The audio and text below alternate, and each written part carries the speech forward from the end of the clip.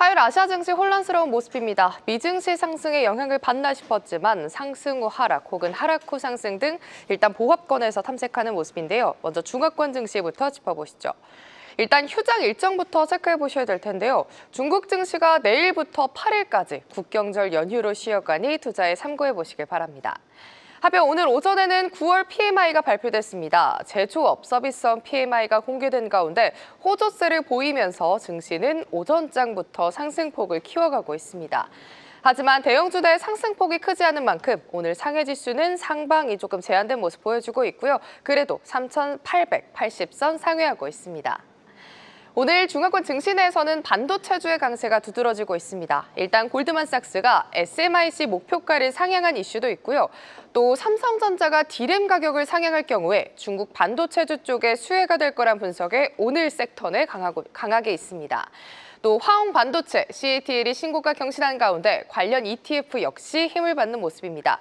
역시나 테크주를 추종하는 ETF들이 상승률 상단에서 움직이는 모습입니다. 과창판 스타50 ETF 같은 경우도 2.7%대 상승세를 보여주고 있고요.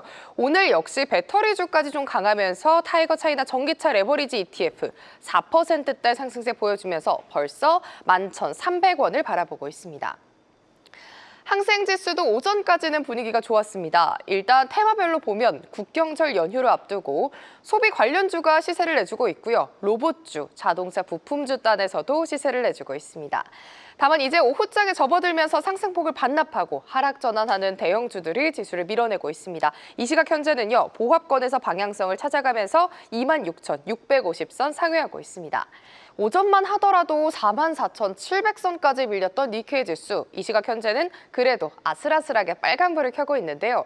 상승 배경으로는 바로 은행주들의 강세 전환입니다.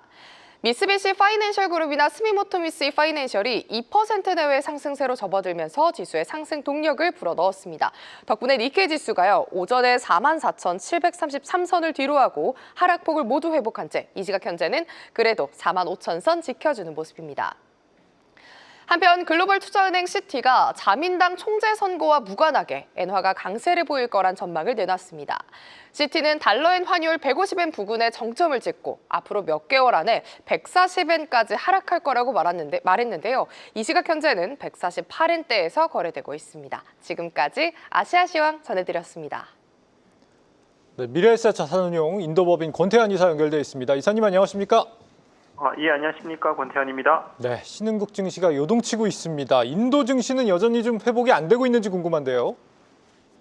네, 맞습니다. 지금 현재 9월 마지막 주 증시 같은 경우에 이제 글로벌 불확실성 그리고 대외 악재로 인해서 전반적인 약세 흐름을 계속 보이고 있는데요. 특히나 미국의 최근 H-1B 비자 수수료 인상 그리고 제약 관세 확대가 발표가 겹치면서 IT 그리고 제약주 중심의 매도세가 좀 강하게 나오면서 니프티 센섹 지수 모두 지난주 같은 경우에는 1% 가까이 하락하는 큰 폭으로 하락을 좀 했습니다. 어떻게 보면 3주간 가장 큰 폭이었었는데요.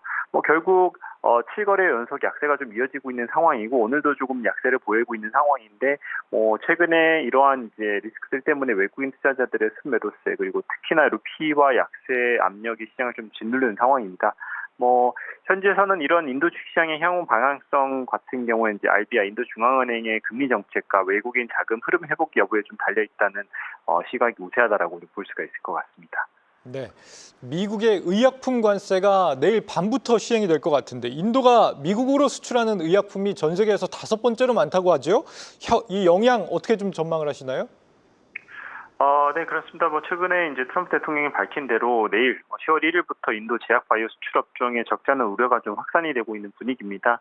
현재 인도 제약 수출 중 미국이 차지하는 비중은 35% 수준으로 좀 상당 부분을 차지하고 있긴 한데, 인도 현지에서는 이러한 영향이 좀 제한적일 것이라는 분석이 있는데 그 이유는 신규 관세 대상이 브랜드 그리고 특허 의약품에 좀 한정되면서 인도 제약사 같은 경우 주로 제네릭 중심의 수출 구조를 갖고 있기 때문에 이런 부분 때문에 좀 영향이 좀 제한적일 것이라는 좀 얘기가 있습니다. 실제로 관세 발표 이후 인도 제약주 지수는 이제 평균 마이너스 2% 이상의 약세를 좀 보이고 있는데 이에 따른 향후 대응 방안으로서 인도 정부는 이제 미국의 수출 시장 다변화 그리고 제네릭 업체 제품의 이제 강화를 통한 수출 안정성 확보와 미국과 협상 과정에서 관세외 조항 요청 등을 좀 검토 중이라고 밝히기도 했습니다. 일단 현재 인도 내에서는 긴장감이 좀 있는 부분이긴 합니다만 전반적인 부분을 고려했을 때 즉각적이거나 전면적 충격보다는 어느 정도 인도 특히나 제약 쪽의 섹터별 영향 중심적으로 좀 살펴볼 필요가 있을 것 같습니다. 네, 오늘 말씀은 여기까지 듣겠습니다. 말씀 감사합니다. 네, 감사합니다. 네, 미래에셋 자산운용 권태한 이사였습니다.